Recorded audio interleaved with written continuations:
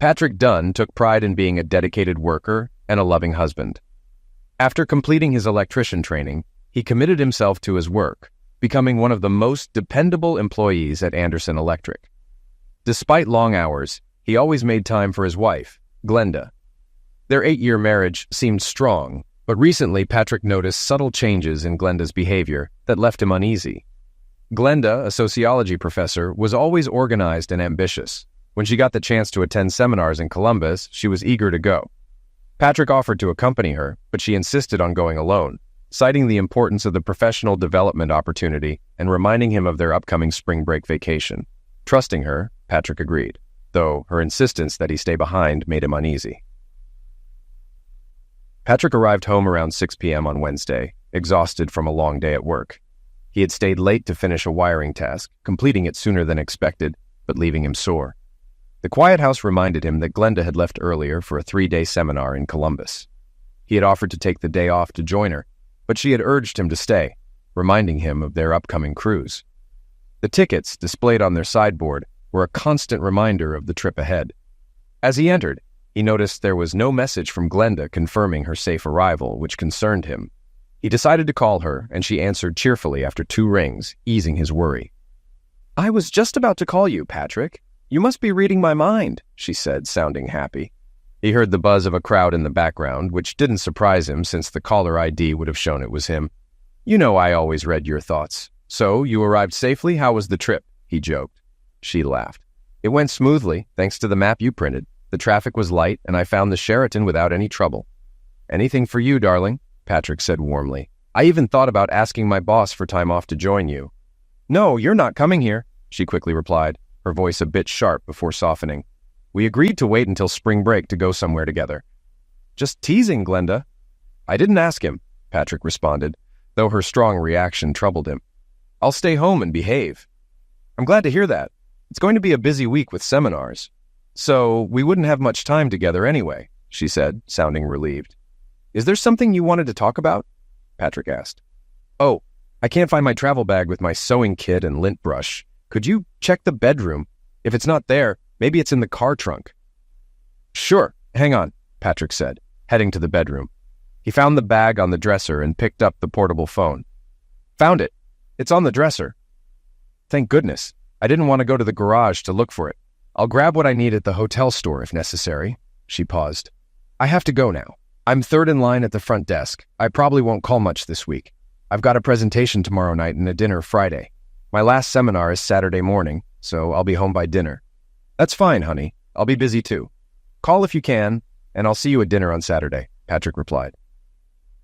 After exchanging a few more pleasantries, Patrick hung up the phone and found himself thinking about Glenda's unusual reaction to his joke about joining her. Lately, she'd been acting strangely, sometimes too quiet, other times overly accommodating. Even when they first discussed him accompanying her on this trip, she had firmly rejected the idea.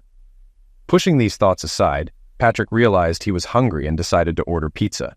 With about 40 minutes until the delivery, he headed upstairs to shower and change into casual jeans and a work t-shirt. Afterward, he relaxed at the kitchen table with a beer until the pizza arrived.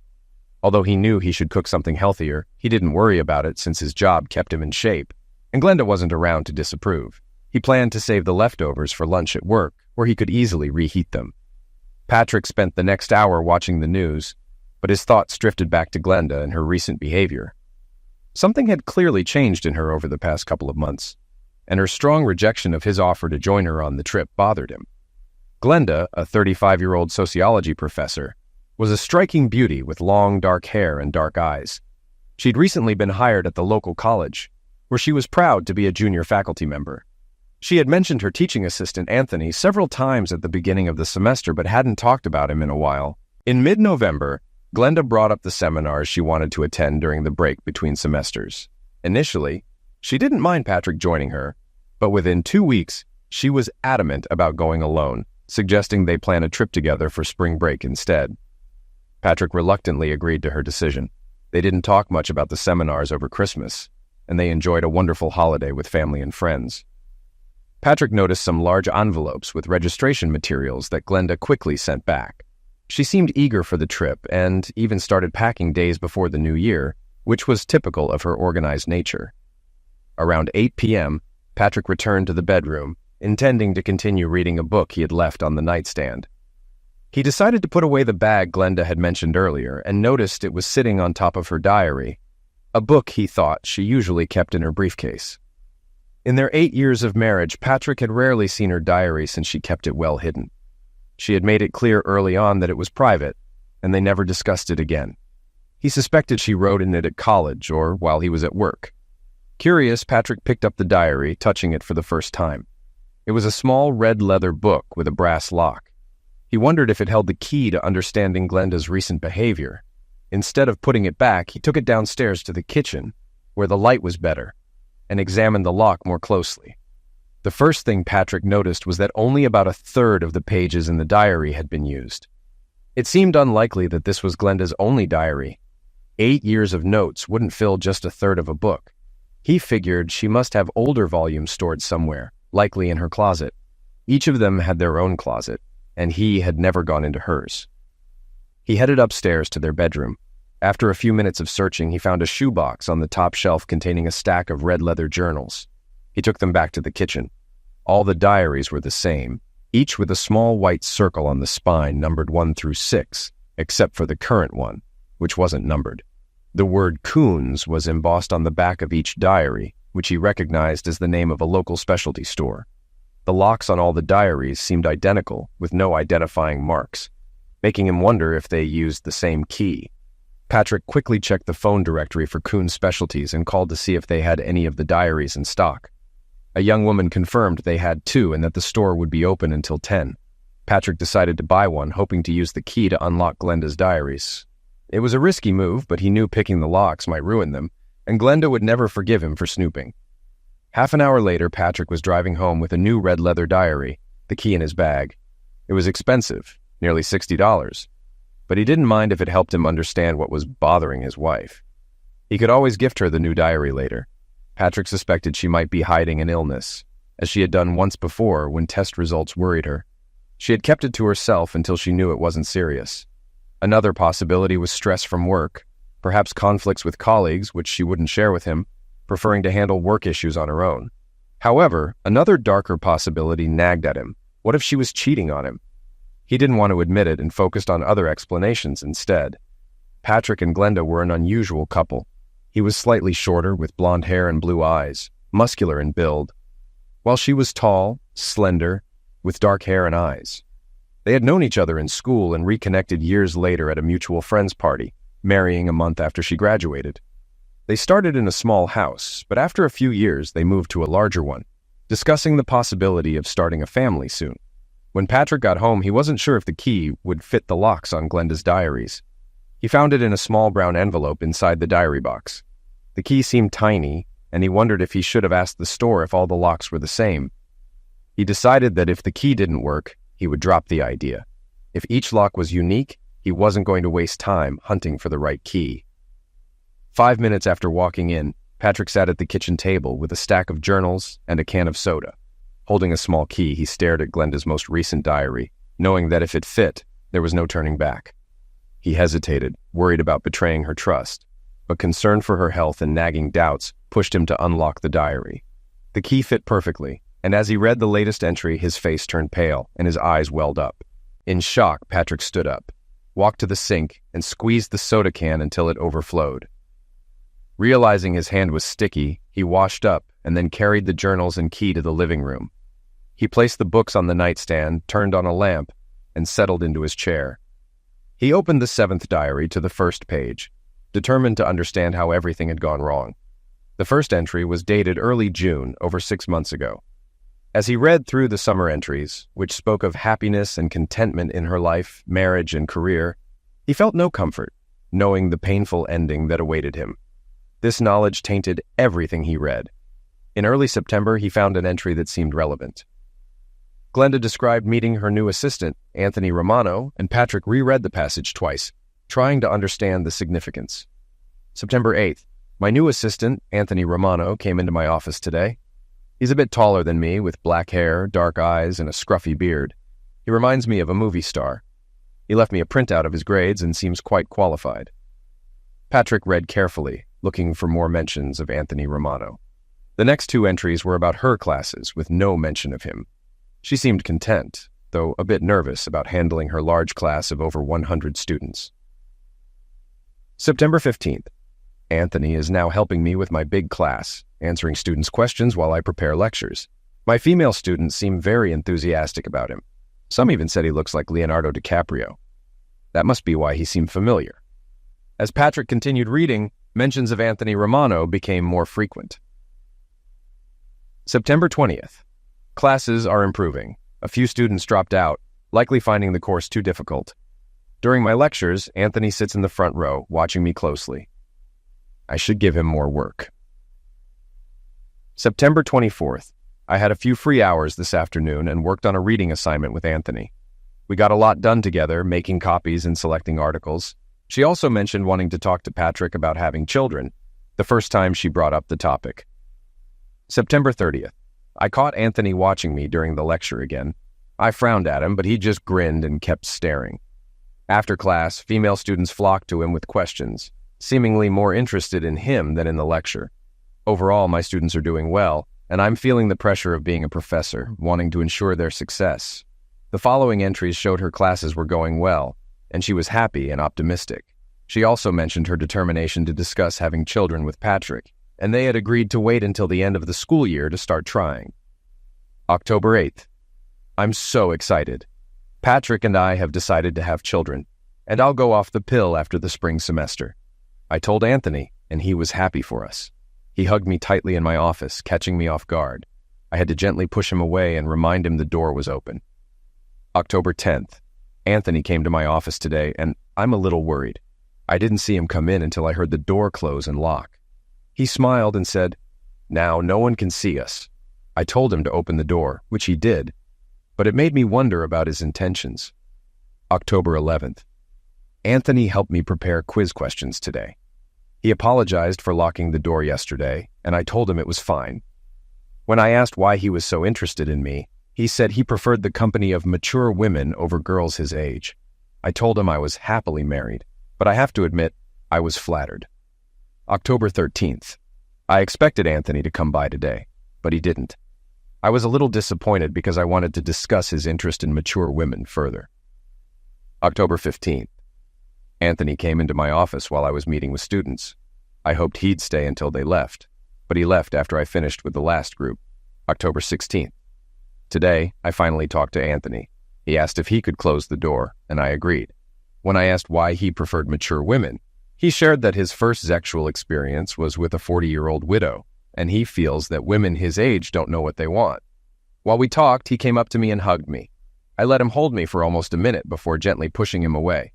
Then he surprised me by kissing me and leaving without a word. I realized I should have stopped him and reminded him I'm married, but I didn't, and now I keep replaying the moment in my mind. Patrick was deeply concerned, realizing Anthony was testing boundaries, and Glenda wasn't responding as he thought she should. He grabbed a fresh soda, ready to continue reading about what seemed like the seduction of his wife. October 20th. Late this afternoon, as I was leaving the office, Anthony showed up and asked if I was busy. When I said no, he locked the door behind him and ignored my request to open it. He confessed he'd been thinking about me constantly and asked for a birthday kiss. I agreed, thinking it would get rid of him, but I regret it now. I apologized for not having a birthday card, and he just laughed, saying his birthday was in July. I should have been angry at his deception, but I wasn't.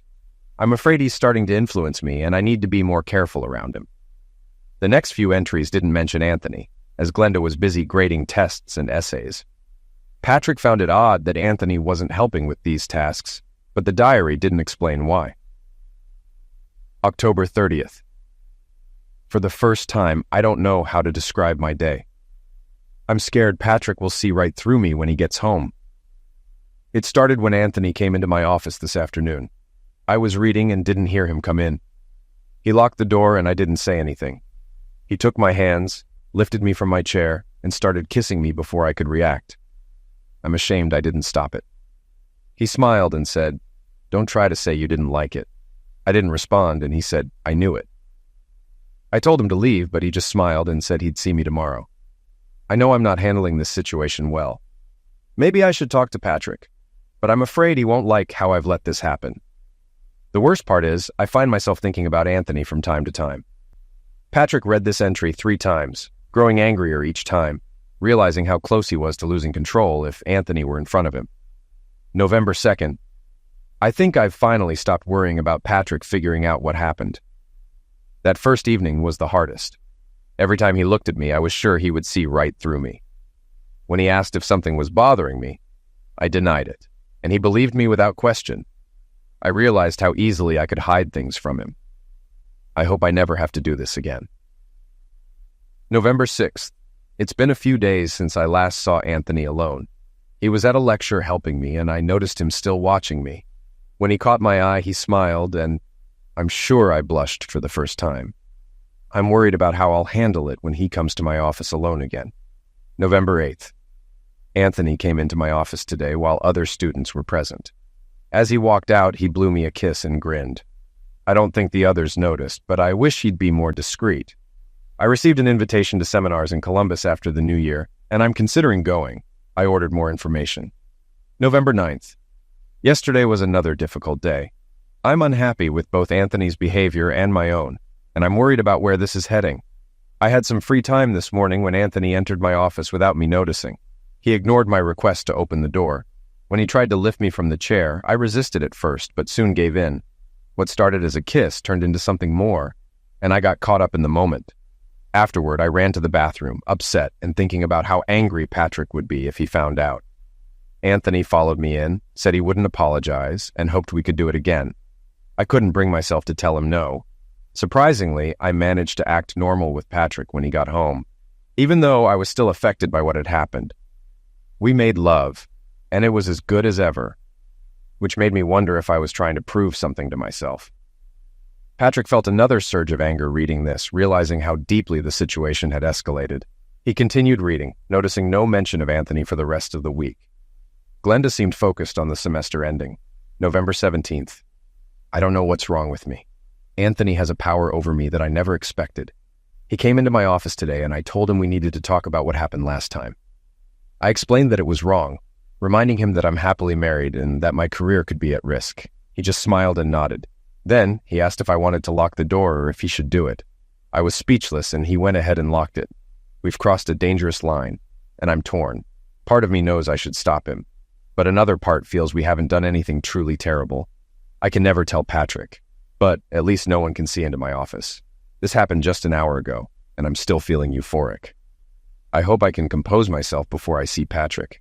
This entry was tough for Patrick to read. It was clear things were spiraling out of control. He realized he didn't know his wife as well as he thought, and resolved to read all her diaries, no matter how long it took.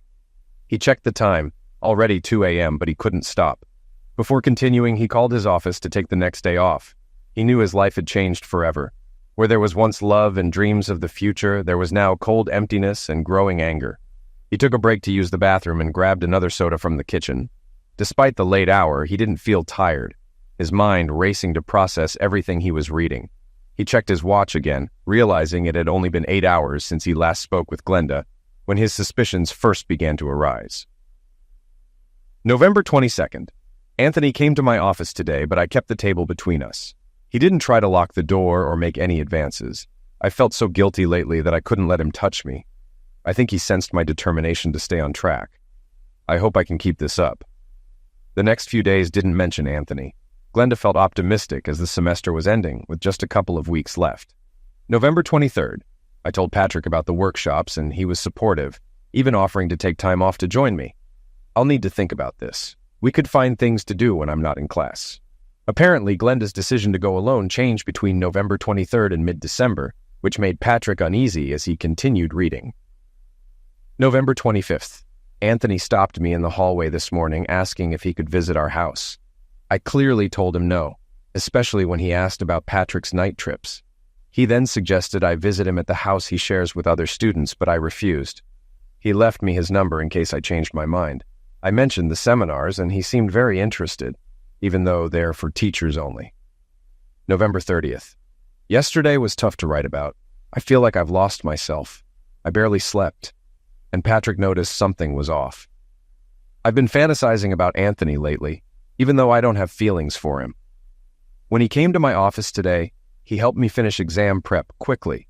Then, he announced he was locking the door, and I couldn't stop him. Afterward, I ran to the bathroom and cried. How did I let this happen? Anthony was gone when I came out, and everything seemed normal again. I spent the rest of the day in tears, trying to make sense of it all. Maybe I should see a therapist. Patrick saw Glenda's regret, but she couldn't justify her actions, which darkened his heart as he read, changing him into someone his friends, family, or even Glenda wouldn't recognize. December 1st. Anthony stopped by to say goodbye before flying home for the holidays. He asked if I wanted him to come back early to join me at the seminar. I told him to think about it since I haven't decided yet. He said he'd call me in a few days. December 8th. Today I told Patrick I wanted him to stay home while I attended the seminar, suggesting we go on a spring break cruise instead. He wasn't thrilled, but eventually agreed. I feel awful lying to him. I haven't decided if I'll take Anthony with me, but I'm considering it. I don't love him. I just see him as a sexual partner.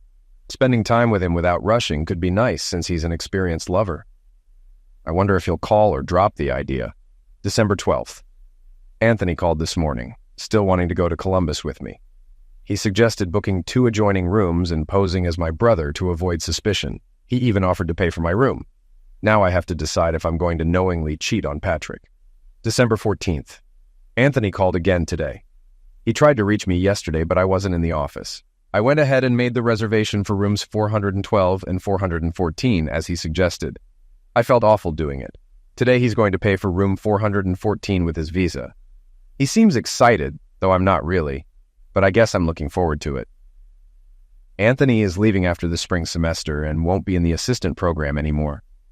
I hope I won't be tempted to see him again after our 3 nights at the Sheraton. I don't know what it is about Anthony that draws me in. Many attractive men have looked at me before, but I never gave in. He just knows how to push all the right buttons. God, I hope Patrick never finds out. It would destroy him. The rest of December's entries only mentioned Anthony once. He called Glenda at home 2 days after Christmas. December 28th. Anthony called me at home yesterday. I was shocked to hear his voice, but thankful Patrick was at work. He said he was ready for a man to answer and would have asked for Veronica if that happened. He wanted to confirm I was still going, as he'd need to return for New Year's to join me. I told him I would take him, and he got excited. I tried to stay calm, but inside I was worried too. I hope this trip will help me move past this. Before Patrick, I never spent 2 nights in a row with the same man. Maybe that's why I agreed to Anthony's plan. I just pray this brings everything to the surface. Patrick glanced at the clock. It was almost 5 a.m. He knew the next entry was the one he had read first after opening the diary. He was almost done with Glenda's last diary, but had already decided to read them all. Even though it seemed she hadn't cheated on him before, he needed to be sure. He wanted to know if there was anyone else to direct his anger toward. Knowing he had a lot to do, he made some coffee before finishing the last page. January 3rd. Tomorrow's the big day. 3 days of workshops and 3 nights with Anthony. I'll pick him up before leaving and drop him off on the way back. Thank God Patrick didn't push to join me on this trip. I wouldn't have known what to say. Patrick even found a map online to help me navigate. I checked the mall near the Sheraton and saw there's a Victoria's Secret. I might buy some sexy outfits for Anthony and then wash them before wearing them for Patrick. It feels wrong, but he'll never know. I can't believe I'm excited about this trip. I wonder if Anthony expects something new that Patrick and I haven't tried. I'm not sure I'd want that, as it could make Patrick suspicious. Maybe I'll save any new ideas for our cruise, pretending I just felt adventurous. I've started packing, and I hope Patrick doesn't find it suspicious. I don't want him to get any ideas. After rereading my thoughts, I'm questioning if I can actually go through with this.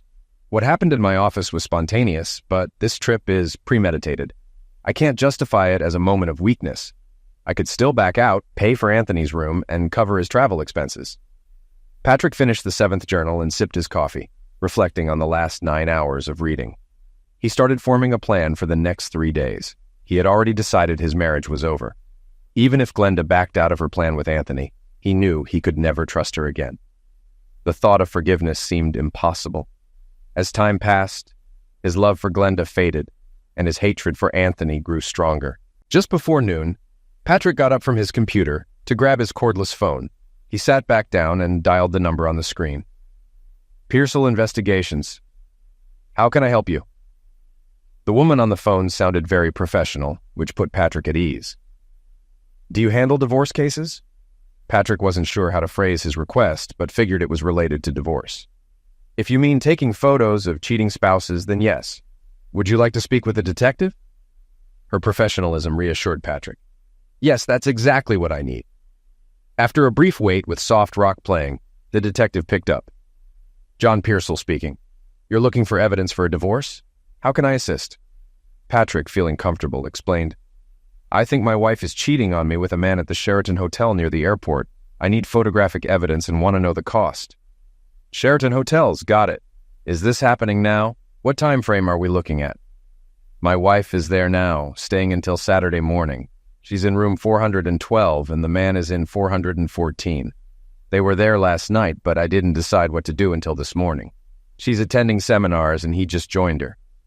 John chuckled at the unintentional pun before saying, I'll need a few more details and we'll discuss the type of surveillance you need. Could you provide their names and descriptions? Patrick described his wife and offered to email a photo, but preferred not to waste time. He also provided Anthony's name and a vague description from his wife's diary. It's straightforward, Mr. Dunn. We can install cameras in their rooms this afternoon and leave them until they check out. It only takes a few minutes, and I have a contact at the Sheraton who allows us to enter rooms for a fixed fee per entry. If you only need photographic evidence, the flat fee would be $800. You mentioned cameras. Would it be cheaper with just one? I only need proof they were together. I'd like the photos by tomorrow evening. We need cameras in both rooms since we don't know which one they'll use. The cost is fair given the quality of our equipment and expenses. Paying a maintenance person to enter both rooms twice, once to install and once to remove the cameras, adds $100. Sorry, I didn't think about that. I've never done this before. Do you need payment up front? I can pay by credit card on your site. Using the website is fine. When filling out the form, use case number 1N372A to help our accountants. Once I see your payment, I'll install the cameras and create a DVD with the footage. I'll need your name and address for shipping. Mailing the DVD wouldn't be helpful to Patrick, so he asked, Could you hold on to the DVD until I contact you? Right now, I just need photos that confirm they met there. Nothing explicit, just clear evidence of the affair. You could email them to me tomorrow, and I'll print them. Sure thing, Mr. Dunn. I can take stills from the video. The DVD will stay on file until you need it. Patrick provided his phone number and paid by credit card while on the call. The detective confirmed payment and promised to start installing the cameras right away. Satisfied, Patrick finally gave in to his exhaustion and fell asleep on the sofa. He woke up in the late afternoon, feeling somewhat refreshed and hungry. After eating leftover pizza, he started reading Glenda's first diary. This time he read quickly, without needing to reread or dwell on the content. Just as he finished the first volume, Glenda called around 10 p.m. They spoke comfortably, both hiding their secrets. After the call, Patrick realized that just as he was hiding his plans, Glenda was likely doing the same. He wondered if he could ever feel normal again. Before starting the second diary, he reviewed his plans for Friday. He needed to visit the bank and take care of financial matters. He had already quit his job at Anderson Electric and planned to pick up his final paycheck the next day. By 1 a.m., he finished the second volume, but it took longer because his thoughts kept drifting to what might be happening at the Sheraton Hotel. Exhausted, he decided to get a few hours of sleep on the couch, not wanting to sleep in the bed he shared with Glenda. Surprisingly, he slept well and woke up around 7 a.m., feeling rested. After a quick breakfast, he resumed reading, finishing the third and fourth volumes by midday. He then set the journals aside and tackled his to-do list. First, he went to Anderson Electric to pick up his last paycheck and clear out his locker. Gus Anderson tried to persuade him to stay, but Patrick explained his situation, and Gus eventually wished him luck, asking him to consider returning in the future. Next, Patrick went to the bank and withdrew over $20,000 from his joint and personal accounts, the most he could without requiring Glenda's signature. This money would cover his immediate needs. Returning home around 4 a.m., Patrick checked his answering machine and discovered a message from Pearsall Investigations. He called back immediately. Pearsall Investigations, Pearsall speaking. How can I help? The voice on the other end answered. This is Patrick Dunn returning your call, Patrick said. Were you able to install the cameras and get any results? Pearsall asked. Yes, Mr. Dunn. We installed the cameras yesterday afternoon and captured footage around noon today. Both rooms were empty when we set up, so it went smoothly, Pearsall explained. Patrick hesitated, then asked, Was there anything on the tape?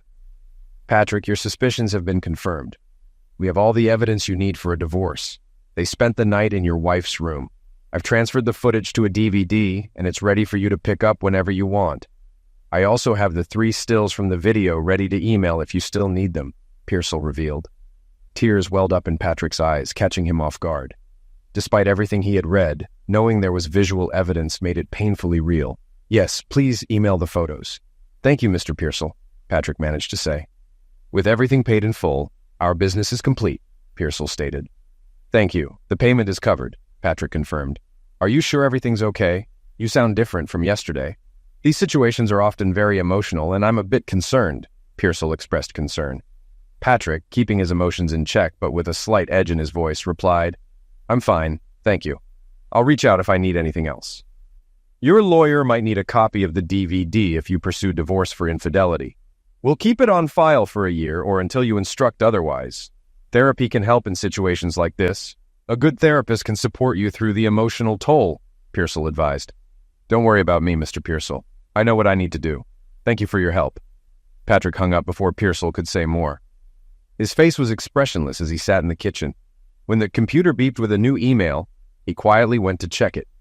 He opened the email from Pearsall Investigations and printed the 3 attached photos on 8x10 paper. A few minutes later, he held the physical evidence of his wife's infidelity. None of the photos were explicit as requested. After a final look, he placed them in a brown envelope on the kitchen table. Then he returned to the chair where he had spent most of the last 2 days and picked up the 5th diary. By midnight, Patrick had finished the last 2 volumes of Glenda's diaries. Reflecting on all 6 volumes, he realized that Glenda had largely met his expectations of her. There were few surprises, and no signs she had ever considered betraying him before. He discovered small secrets that helped him understand past situations, noting her deep insecurities and lack of self-confidence. One thing stood out, her clear, deep love for him, which made her actions with Anthony even more bewildering to Patrick. The real surprise for Patrick was discovering that their meeting at the birthday party years ago hadn't been accidental. When Glenda heard that the birthday boy knew Patrick, she became excited and asked for him to be invited. The rest was history.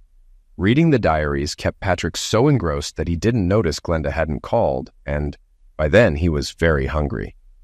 As he made a sandwich and drink, his mind was consumed with thoughts of Glenda and Anthony from the night before. These dark thoughts only strengthened his resolve to follow through with his plans. Whether due to the late meal or the images of Glenda and Anthony flashing before his eyes every time he closed them, he slept fitfully. A little after 7 in the morning, he gave up on sleep and began the day he had been preparing for. He had a lot to do and decided to start early. At 8:30 a.m., he called his brother Samuel, his only close relative. Though they weren't at odds, they rarely saw each other outside of Christmas. Samuel seemed surprised by Patrick's plan to visit that morning, but fortunately his family had no other plans. Patrick stayed busy until he arrived at Samuel's house a little after 10 a.m. Knowing the kids would be eager to return to their activities, Patrick called them into the kitchen where he sat with Samuel while Mary made coffee. Knowing they planned a Disneyland trip for spring break, Patrick gave each child a $100 bill for pocket money. They were thrilled and hugged him in thanks. You didn't have to do that, Patrick, Samuel said, but it sure made their day. What's going on? Did you win the lottery? Patrick forced a small smile. No, nothing like that. I just felt generous. They chatted over coffee until Mary brought up Patrick and Glenda's plans to have children. She mentioned how much they would enjoy having kids around. Patrick paused before replying. She told you about that, huh? Women sure do talk about everything. Before Mary could respond, Patrick continued. It's hard to say how things will turn out. A lot can get in the way of those decisions. He then shifted the conversation, asking his brother about his job as a restaurant manager. A few minutes later, Patrick stood to leave. In case I don't see you until next Christmas, I hope everything goes well. He shook his brother's hand and gave Mary a brief hug. I'll be thinking about you. With that, he turned and left, exchanging goodbyes as he walked to his car. As he drove away, Samuel turned to Mary.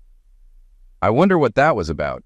He seemed to have something on his mind but didn't want to talk about it. Mary didn't find it unusual. Patrick's probably just passing time until Glenda gets back from that course. I remember her saying she'd be gone until evening. They walked back into the house, hand in hand, discussing their plans for the day. Just before 6 p.m., Glenda Dunn arrived home, surprised to see Patrick's car was gone. Entering the kitchen, she was confused by the silence, as she had planned to meet him right away. Although disappointed, she realized the empty house would give her time to unpack and do laundry. She also planned to take another shower, unsure if the morning one had fully removed all traces of Anthony. As she passed the kitchen table, she noticed a note held down by a salt shaker. It was from Patrick. "Glenda, Gus called this morning needing help at the Ville Center. I agreed to step in as a senior foreman. I'll be back tomorrow afternoon. Patrick." Annoyed by the note, but also relieved to have some time alone, Glenda placed it on the counter and took her suitcase upstairs to start the laundry. Deciding on a long, hot bath instead of a shower, she began sorting her clothes. As she carried the laundry basket to the bedroom door, she noticed her diary on top of the tall dresser. She remembered leaving it there with the emergency bag on Wednesday and was relieved it was untouched. She had planned to update it during the trip but had forgotten. While the laundry was running, she decided to catch up on her diary before taking her bath. As the washing machine ran, cleaning away the last traces of Anthony, Glenda made herself a sandwich and soup. After eating, she placed the dishes in the sink and tried calling Patrick using speed dial. When she heard the ringing coming from a basket on the counter, she realized Patrick had left his cell phone at home. "Great. How can I reach you now?" she muttered to herself, then returned to the kitchen table and opened her diary. She retrieved the small brass key from her wallet, unlocked the diary, and began writing. January 7th. Dear Diary, the most intense 4 days of my life are over, and I want to capture everything. Some of it won't be easy to write, but it's necessary. When I picked Anthony up, it was clear he was eager for the trip. He kept trying to touch me during the drive, which irritated me until we got on the highway. As we drove further, I relaxed and began to enjoy his attention. When we arrived, we stopped at the mall before heading to the Sheraton. While he went to the pharmacy, I went to Victoria's Secret. He joined me before I could finish shopping and made several suggestions. I bought one set he liked and two I chose. The set he picked was tacky, and after wearing it Wednesday night, I threw it away in the trash before we checked out. I also discarded 2 other lingerie sets because I didn't want anything to remind me of our nights at the Sheraton. I know I can't erase all the memories, but I'll try. Glenda continued writing in her diary, her emotions growing as she recounted the past few days. She wrote about how her feelings for Anthony had changed, and how she started thinking about Patrick more. She realized the difference between sex and love, especially after the first night. On Friday morning, she told Anthony through a locked door not to come to her room again. She was relieved to see him with another woman, knowing she wouldn't have to deal with him that night. She also planned how to make amends with Patrick. After finishing, Glenda used her pen as a bookmark, left the diary on the table, and went upstairs to prepare a bath, bringing a cordless phone in case Patrick called. Once the bath was ready, she added bath oil, lit candles, and relaxed in the warm water. She nearly fell asleep, but suddenly felt like she was being watched. She opened her eyes and looked toward the bedroom, but no one was there. She resumed relaxing, thinking about how to make up for her affair. An hour later, feeling refreshed, Glenda returned to the kitchen, put the clothes in the dryer, and sat down to reread her diary entry. She was momentarily confused when she couldn't find her pen, but then noticed it on the counter near the wicker basket. She retrieved the pen, opened the diary, and began reading. On Sunday morning, Glenda woke up ready for a fresh start. She cleaned the house, showered, and dressed in an outfit she knew Patrick liked. By noon, she was at the kitchen table with a cup of coffee, a roast beef cooking in the oven. Her thoughts were interrupted by a knock at the door. To her surprise, 2 large men stood there. One, a young uniformed officer with his hand on his holstered pistol. The other, an older man in a suit, holding out his police ID. "I'm Detective Rankin, and this is Officer Reynolds. We're from the Springfield Police Department looking for Patrick Dunn. Is he home?" Glenda, relieved, quickly replied, "Patrick is at work. I was worried something happened when I saw you. I'm his wife. Maybe I can help?" The men exchanged glances before the detective said, "Maybe we should come in. It's chilly out here." "Of course." "Come in," Glenda said, leading them into the kitchen. She asked, "Why are you looking for Patrick? He's never been in trouble." The detective replied, "We received a homicide report this morning. The call was traced to your husband's phone. We're working with his carrier to pinpoint his location when the call was made." Relief returned to Glenda's face. "There must be a mistake. I tried calling Patrick last night and found his phone here at home, in that basket." She pointed to the wicker basket on the counter. The detective, skeptical, asked, "Can I check his phone?" He walked to the basket, looked through it, and then returned to the table. "I don't see a phone here, Mrs. Dunn. Are you sure you're not confusing it with another day?" Glenda's face displayed shock as she realized the basket was truly empty. She quickly approached the basket's location and looked around, although it was obvious there was nothing else on the counter. "I don't get it. His phone was right here when I tried to call him last night." She glanced between the officer and the detective, clearly distressed and anxious. "Well, I can't explain why the phone wasn't in the basket where you said it should be, Mrs. Dunn. Obviously, I have to believe that the call traced to your husband's phone was indeed made from that phone." The detective opened his briefcase and jotted down a few notes before continuing. "Does your husband know a Mr. Anthony Romano?" At the mention of the name, Glenda looked even more surprised, her face paling for a moment. "I know Anthony Romano, but my husband doesn't. Anthony was my teaching assistant last semester." The men exchanged looks before the detective asked, "So there's no reason your husband would have an issue with Mr. Romano? Are you sure he didn't know him?" Glenda looked panicked as she responded, "No, Patrick never met Anthony." The detective made a few more notes before looking at her and saying, "Well, your husband seemed to know Mr. Romano well enough to report his homicide."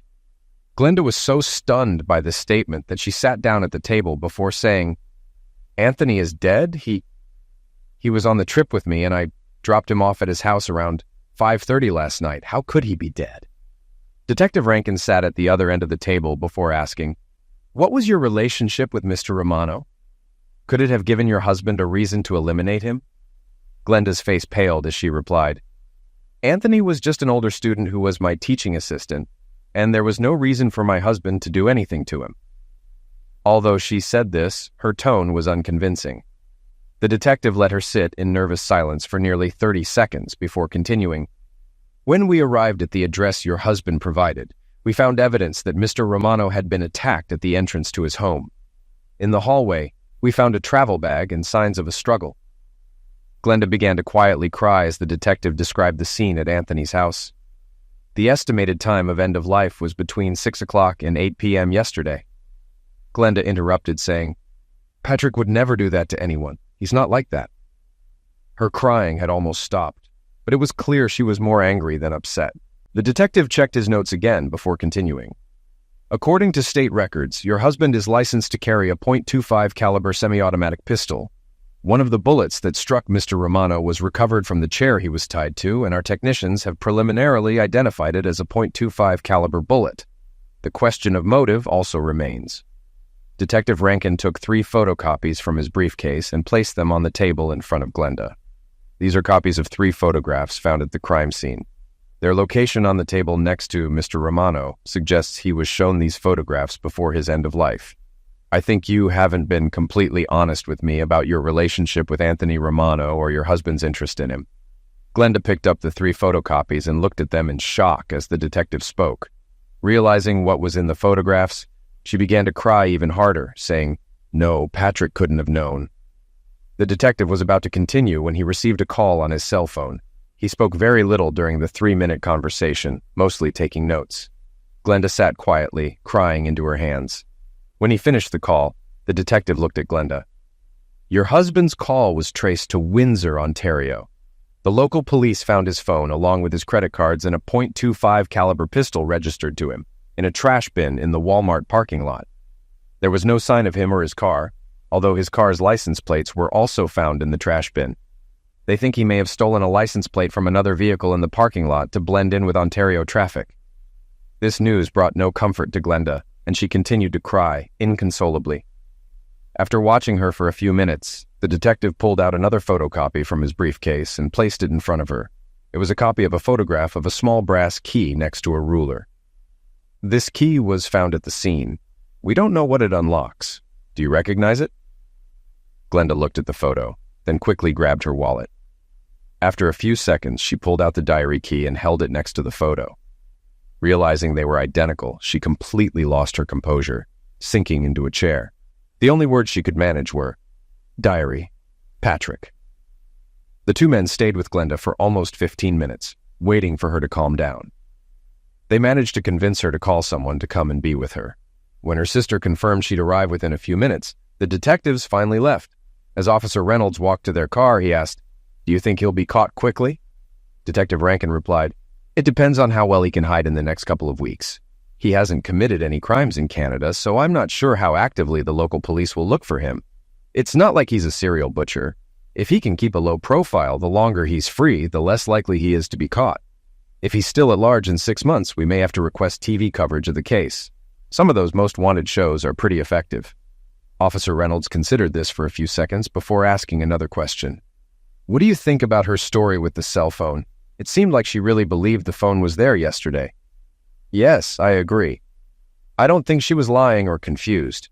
I suspect he returned home, but for some reason didn't follow through with his intentions. He probably saw the phone and decided to take it with him. The young officer looked puzzled. But if he was home, why didn't he let her know? It seems strange he just came back for the phone. Detective Rankin stopped and looked at the junior officer. Think about it. Patrick Dunn had just liquidated her lover and was returning home. The only reason I can think of for him to return is to eliminate her too, and maybe himself.